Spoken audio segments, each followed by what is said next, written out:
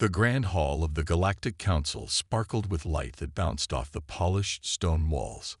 Hundreds of alien diplomats filled the room, their voices a mix of clicks, rumbles, and high-pitched sounds. Among them walked a single human. Ambassador James Harrington moved with careful steps.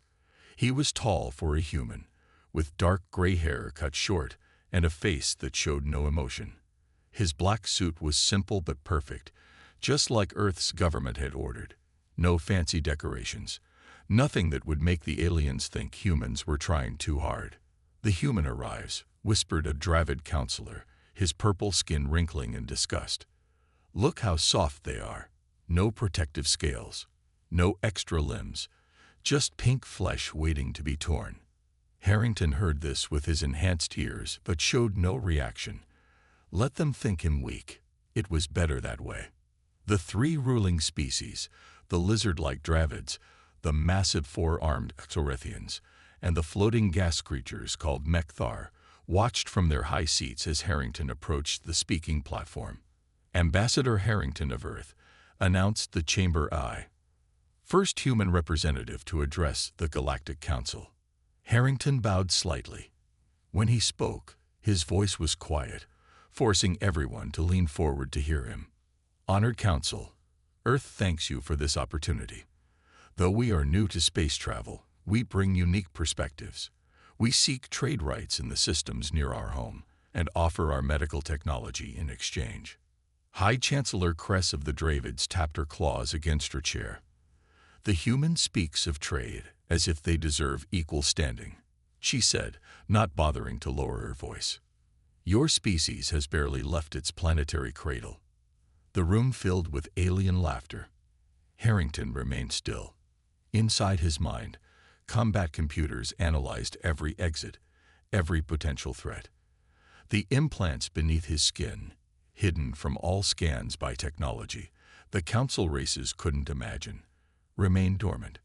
"For now, we understand our position," Harrington said calmly, "but Earth hopes for fair treatment under galactic law." Chancellor Kress leaned forward, her smile showing rows of sharp teeth. "Speaking of fairness, we should inform you that the Council has already approved mining rights in your solar system's asteroid belt." The Exorethians made a compelling offer. The massive Exorethian leader, General Vox, nodded his bulky head. "Your Earth government will be informed tomorrow. The decision is final." Harrington's eyes narrowed slightly, the only sign of his reaction. "I see. That is disappointing." "Disappointing," mocked Kress. "Perhaps you don't understand your place, human. You aren't here to negotiate. You're here to receive instructions." In the back of the chamber, military advisors from the three ruling species huddled together, speaking in low voices. "The human shows unusual restraint," noted a Exorethian commander. "Most species would express anger." "Humans are weak," replied a Dravid security chief. "They avoid conflict at all costs.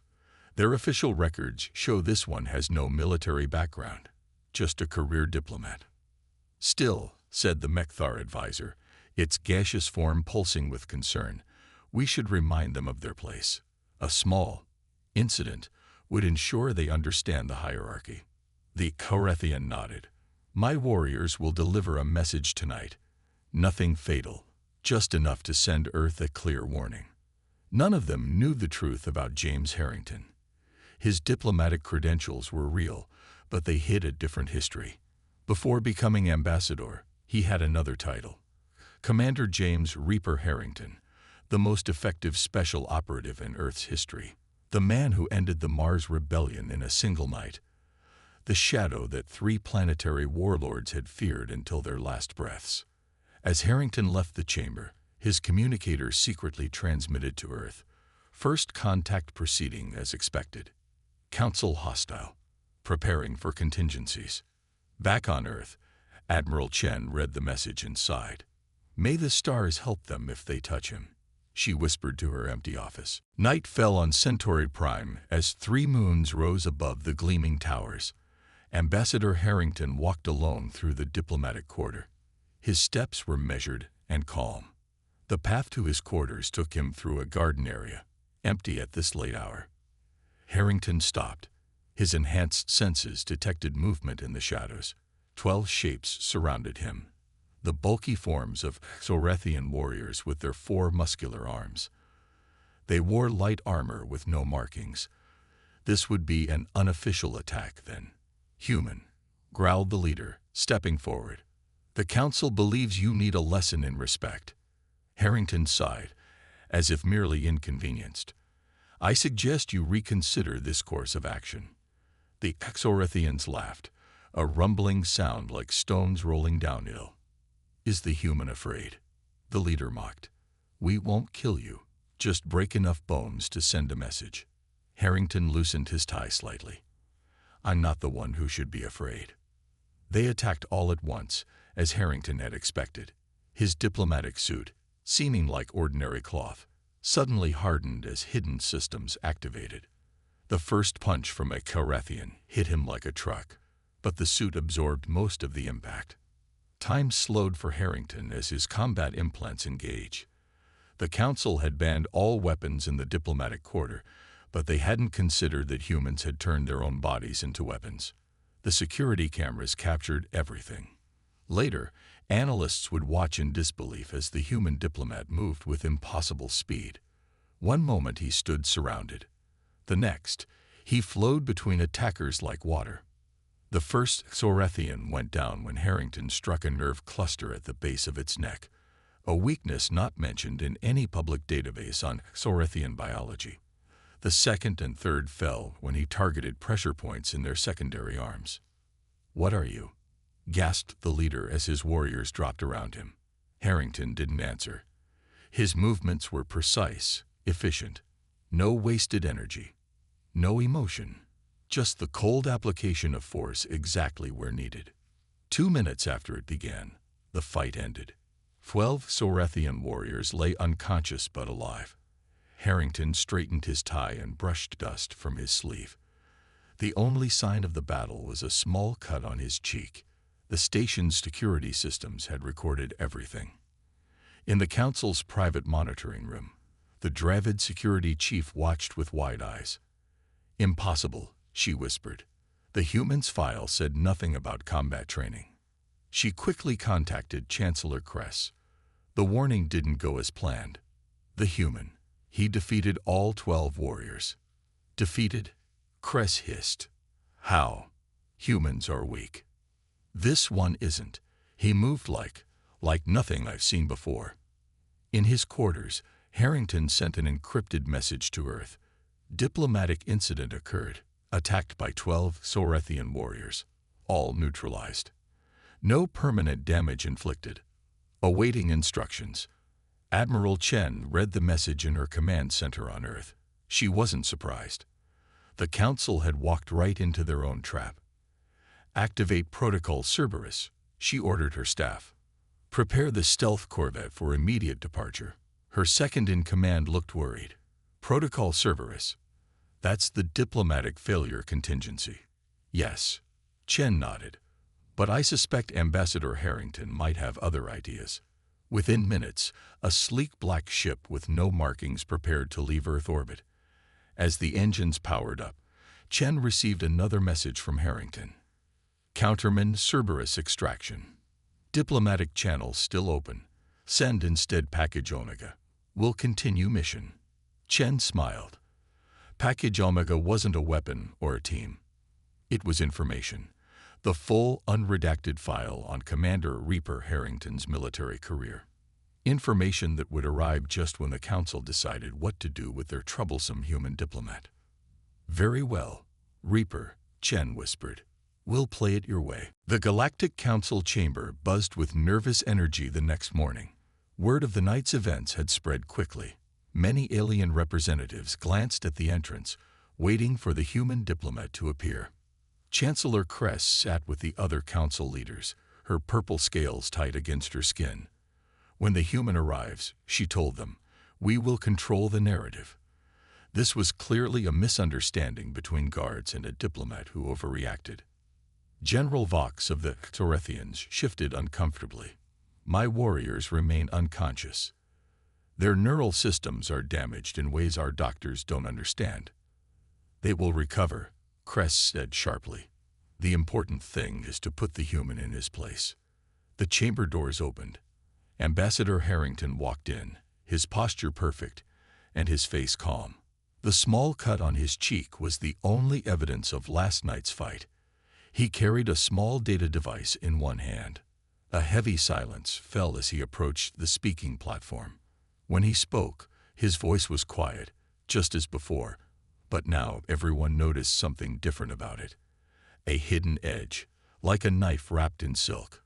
"Honored Council," Harrington said, "I wish to discuss last night's unfortunate incident." Chancellor Kress raised her hand. "A regrettable misunderstanding, Ambassador. Some of our security personnel were overzealous in their duties. We apologize for any." "This was no misunderstanding," Harrington interrupted, his voice still soft, but somehow filling the entire chamber. He activated the data device, and a hologram appeared above the central platform. The recording showed the ambush from multiple angles, the 12 Xorethian warriors surrounding him, their threats, and the attack that followed. The council members watched in stunned silence as the human moved with impossible speed and precision. "This was a deliberate attack on Earth's diplomatic representative," Harrington continued when the recording ended. "Under interstellar law, such an act could be considered a declaration of war." Nervous whispers filled the chamber. Many species looked at the ruling council with new eyes. Chancellor Kress hissed, "This recording is obviously fabricated. Humans cannot move as this shows. Your species is barely evolved beyond throwing spears." "Believe what you wish," Harrington replied. "But know this, Earth demands full membership in the Galactic Council, with all rights and protections. We also require the mining rights to our own asteroid belt to be returned immediately." The Mekthar representative, a floating gas form, pulsed with alarm. "The human makes demands. After attacking our security forces." "After defending myself," Harrington corrected. "These are Earth's terms. Accept them, or we sever all diplomatic relations." General Vox slammed one of his 4 fists on the table. "Humans truly are primitive if they believe one incident grants them such power. The Council has existed for 10,000 years. We do not bow to threats from cosmic infants." Chancellor Kress leaned forward. "Ambassador Harrington, your demands are rejected. Furthermore, until Earth apologizes for your violent actions, you will remain here as our guest." The chamber grew quiet as everyone understood what this meant. The human was now a prisoner. "That would be unwise," Harrington said, his voice now barely above a whisper. "Guards," called Kress, "escort the human ambassador to the diplomatic holding chambers. His communications privileges are suspended until further notice." As armored guards approached from all sides, Harrington's earpiece crackled with an automated message from Earth. "Protocol Cerberus authorized. Diplomatic immunity revoked. Operator status activated." A slight smile touched Harrington's lips. The Council had made their choice. Now they would learn why his military file was coded top secret, why 3 planetary warlords had feared the name Reaper. As the first guard reached for him, Harrington's eyes changed, becoming cold and empty as the vacuum of space. The first guard to reach Harrington was a massive Dravid with scaled armor. His clawed hand stretched out to grab the human's arm. What happened next would be replayed on security feeds across 1,000 worlds.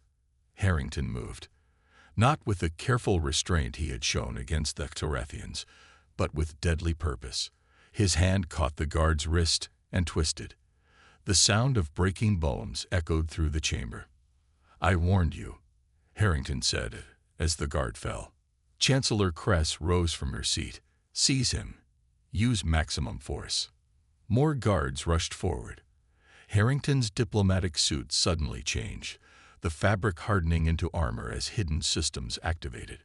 The dark material now gleamed with a faint blue light along seams that hadn't been visible before. "What is that?" gasped a council member. Harrington didn't answer.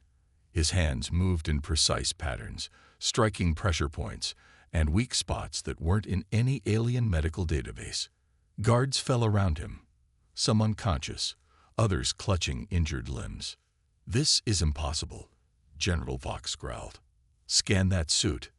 A security officer worked frantically at a console. It's military technology, sir. Neural interfaces, reactive armor, combat systems, all hidden in what looked like ordinary clothing. Harrington reached into his jacket and pulled out small devices that he threw in different directions. When they hit the walls, they attached and began blinking. The chamber's lights flickered. On screens around the room, security systems displayed error messages. "We're locked out," shouted a technician. "Communications are down." Harrington's voice carried through the chaos. "You should have accepted Earth's terms."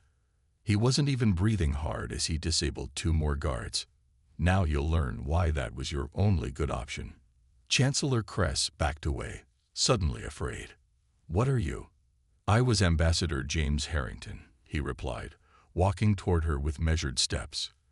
"Now I'm Commander Harrington, Earth Special Forces. My code name during the Mars Rebellion was Reaper." Fear showed in the Chancellor's eyes. "You're still just one human. This station has thousands of security personnel." "True," Harrington nodded, "and I could kill them all. But that's not my mission." He tapped his wrist, and holographic displays appeared around him, showing the station's systems. With quick movements, he locked down sections of the station, rerouted power, and bypassed security protocols. "Life support remains operational," he explained calmly. "I'm not a monster.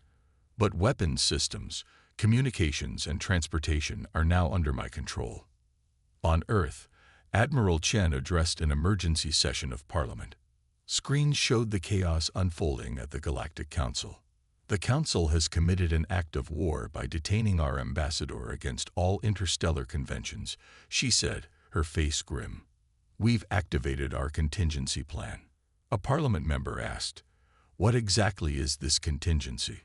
Chen's reply was simple: "Commander James Harrington." "One man?" Another member asked in disbelief. "Yes," Chen nodded, "just one. Before becoming our diplomat, he ended 3 planetary conflicts single-handedly. The Council has no idea what they've unleashed." Back on the station, Harrington stood surrounded by fallen guards. Chancellor Kress and the other Council leaders were backed against the wall, their arrogance replaced by terror. "Consider this a formal notification," Harrington told them. "Earth is now at war with the Galactic Council leadership, not with its member species, not with its citizens, just with you." He turned and walked toward the exit, the remaining guards backing away from him. "Where are you going?" Kress called after him. Harrington paused at the doorway. "To complete my mission. By tomorrow, the truth about your corrupt leadership will be known across the galaxy." The doors closed behind him as alarms began to sound throughout the station. Alarms blared throughout the station as red emergency lights bathed the corridors. Chancellor Kress's voice echoed from speakers. "Attention all security forces. The human diplomat is now classified as extremely dangerous. Find him. Stop him. Use any means necessary." Harrington moved like a shadow through the diplomatic sector. His suit had shifted again, darkening to absorb light. He slipped into a maintenance tunnel, avoiding the main corridors where guards searched in groups of 10. "They still don't understand," he whispered to himself as he accessed a computer terminal hidden from main security cameras. His fingers danced across the interface.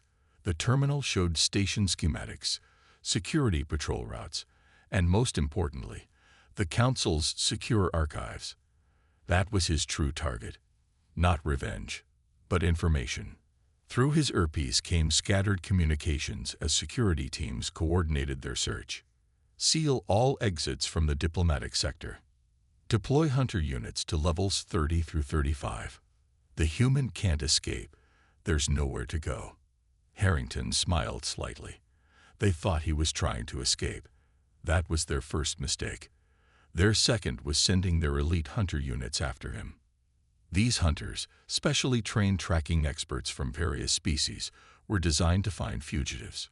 But before becoming a diplomat, Harrington had specialized in a different kind of mission: high-risk extraction operations in enemy territory. He wasn't the hunted. He was the hunter.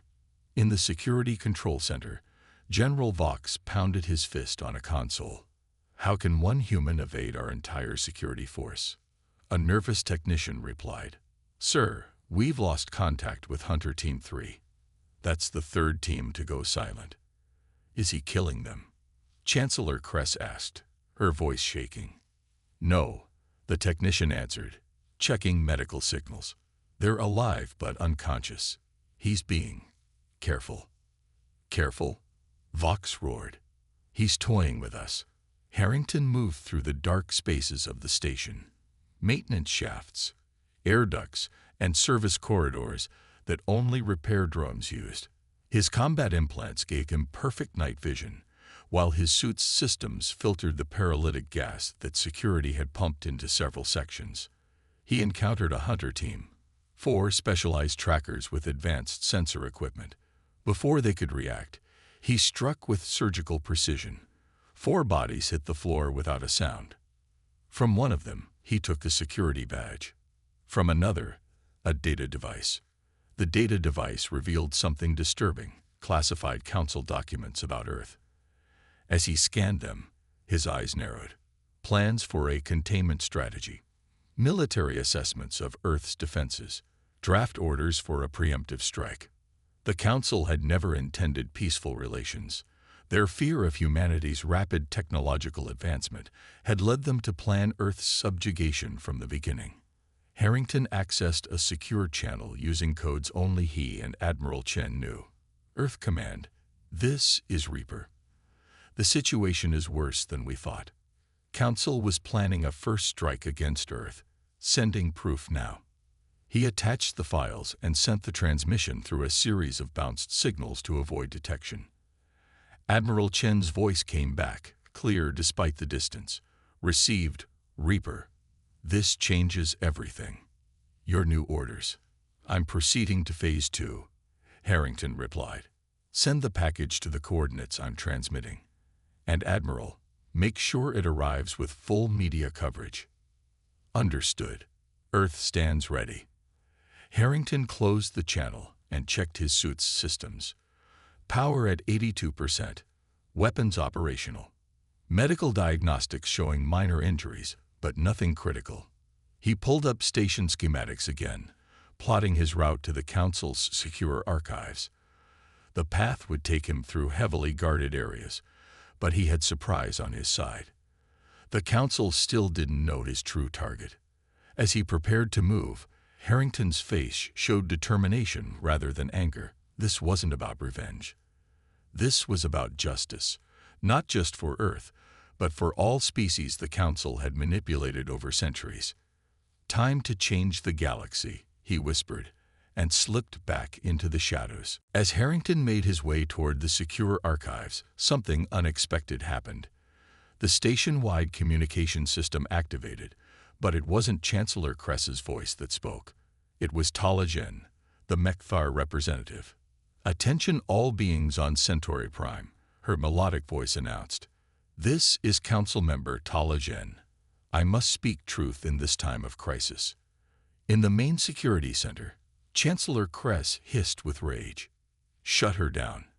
How is she accessing the system?" Technicians worked frantically at their stations.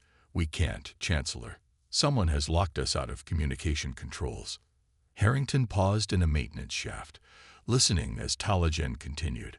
The attack on Earth's ambassador was not authorized by the full Council. It was ordered by Chancellor Kress, General Vox, and High Minister Drex without consulting the other 200 member species. Her gaseous form appeared on screens throughout the station. Behind her stood representatives from dozens of other species. "We, the younger Council races, opposed the plan to subjugate Earth. We were overruled. Now I must speak for honor and truth.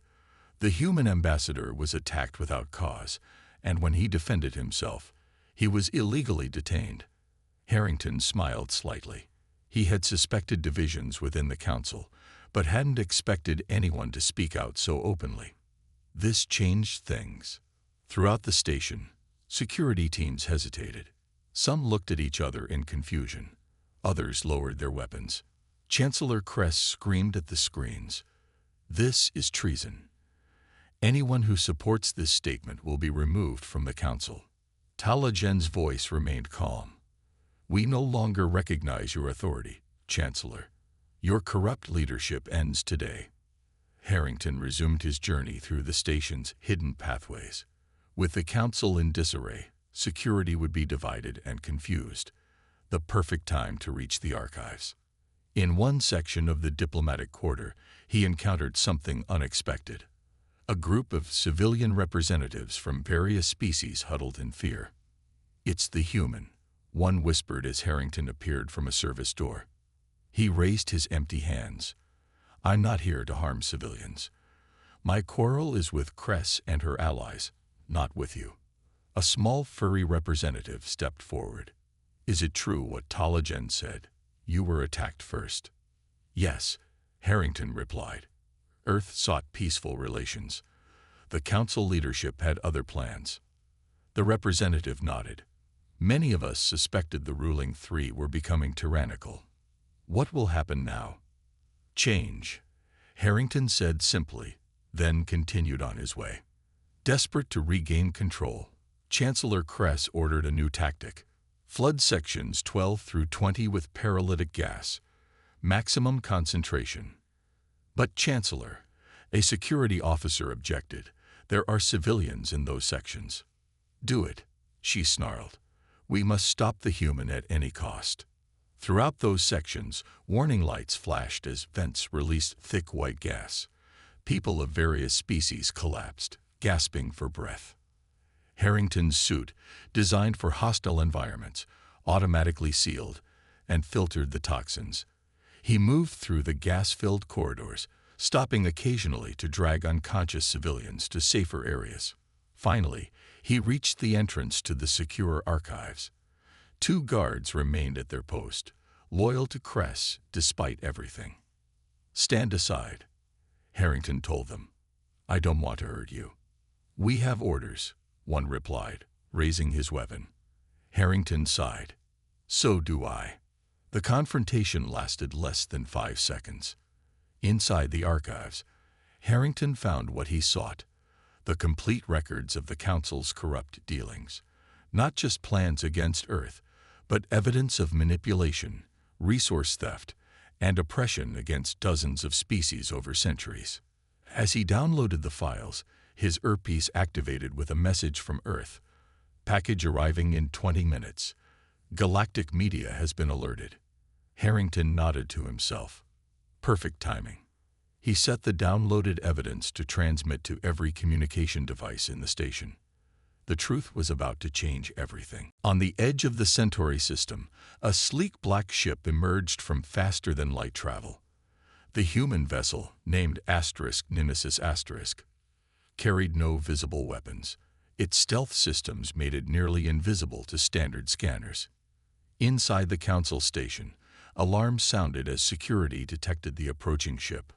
"Unknown vessel entering restricted space," announced an automated system. In the security center, Chancellor Kress slammed her fist on a console. "Destroy it immediately." "Weapons systems are still offline," a technician replied nervously. "The human locked us out." Kress hissed in frustration. "What is that ship?" "Reinforcements." The answer came moments later when the Nemesis * transmitted a message to all frequencies. "This is Dr. Eleanor Wright, Earth's prime negotiator. I come unarmed on a diplomatic mission. I request permission to dock." Security officers looked to Kress for instructions. She was trapped. Denying entry to an unarmed diplomatic vessel would violate galactic law, but allowing it might strengthen the human position. "Let her dock," Kress finally ordered, "but surround the bay with every available guard." Meanwhile, Harrington had completed his work in the archives. The evidence of the Council's corruption was now downloading to every device on the station. His next step was more dramatic. Using his control of the station's systems, he sent a simple message to all security personnel. Report to the assembly hall immediately, by order of Chancellor Kress. Then, moving through service corridors, Harrington made his way to the Chancellor's private exit from the security center. Kress was preparing to intercept Dr. Wright when the door slid open. Before her guards could react, Harrington was inside, moving with that terrible speed and precision. "Hello, Chancellor," he said calmly as her guards collapsed around her. "You and I have an appointment." Across the station, security feeds showed Harrington escorting Chancellor Kress, General Vox, and High Minister Drex toward the assembly hall. The three leaders walked stiffly, afraid to resist as station personnel watched in amazement. The Great Assembly Hall was the largest chamber on the station. Representatives from all 200 member species had gathered there in response to the crisis. When the doors opened to reveal Harrington and the three council leaders, a shocked silence fell. "What is this?" someone finally asked. "Justice," Harrington replied. His voice, though quiet, carried to every corner of the vast room. "These leaders plan to attack Earth without provocation. They've stolen resources from dozens of worlds and kept the truth hidden for centuries." He gestured, and the evidence he had gathered from the archives appeared on massive screens around the hall. Trade agreements showing massive bribes, military plans targeting peaceful worlds, secret arrangements dividing resources that belong to other species. The assembly erupted in angry shouts as representatives saw the proof of betrayal. "This is what your leadership has been doing," Harrington continued when the noise subsided. "Not building peace, but creating an empire through corruption and fear." At that moment, the side doors opened. Dr. Eleanor Wright entered, escorted by representatives from the younger council races.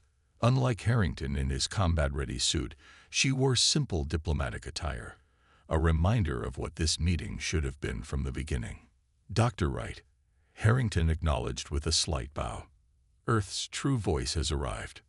Wright stepped forward, her eyes taking in the scene. The corrupt leaders, the angry representatives, and Harrington standing like a shadow of justice. "Commander Harrington was sent to protect me," she announced to the assembly. "Earth knew the dangers. We came prepared not for war, but for truth." Chancellor Kress, her scales pale with fear, finally found her voice. "You could have destroyed us all," she said to Harrington. "Why didn't you?" Harrington looked at her with those cold eyes. "Because that's not what humans do. We're better than that. We're better than you." The assembly hall hummed with the voices of 200 species as they debated the future of galactic governance. 3 days had passed since Harrington exposed the council's corruption. Chancellor Kress and her allies were confined to quarters, awaiting trial under interstellar law. Dr. Eleanor Wright stood at the center of the hall, her calm presence a stark contrast to the chaos of recent events. Representatives from dozens of worlds had spoken, some angry, others hopeful for change. "The evidence is clear," Wright said when the hall quieted. "The old council betrayed the trust of all species. But this is not just about punishment, it's about building something better." She activated a holographic display showing a new structure for galactic governance, a Congress where all species would have equal representation, regardless of how long they had been part of the interstellar community. "Earth proposes this new beginning," she continued. "No ruling species, no secret deals. All decisions made openly, with all voices heard." In a corner of the hall, Harrington watched silently. His combat suit was gone, replaced by a standard Earth uniform. The deadly operative had stepped back, allowing the true diplomat to lead. Tala Jen, the Mekthar representative who had first spoken against the council, floated forward. "Earth was wronged, yet offers partnership instead of revenge. This shows wisdom we did not expect from such a young species." Other representatives voiced their support. The mood shifted from anger to hope as species long dominated by the ruling three saw a chance for true equality. Only one voice remained opposed. Former Chancellor Kress, permitted to speak before the assembly, approached the central platform. Her once proud posture was now bent with defeat, but her eyes still burned with hatred. "You had the power to destroy us," she snarled at Harrington. "You controlled our station. You could have killed us all." This restraint proves human weakness. The hall fell silent, waiting for Earth's response. Harrington stepped forward, standing beside Dr. Wright. When he spoke, his quiet voice carried to every corner of the vast chamber. "You mistake mercy for weakness," he said. "That's why you failed. Remember this. Earth could have sent a fleet to answer your attack.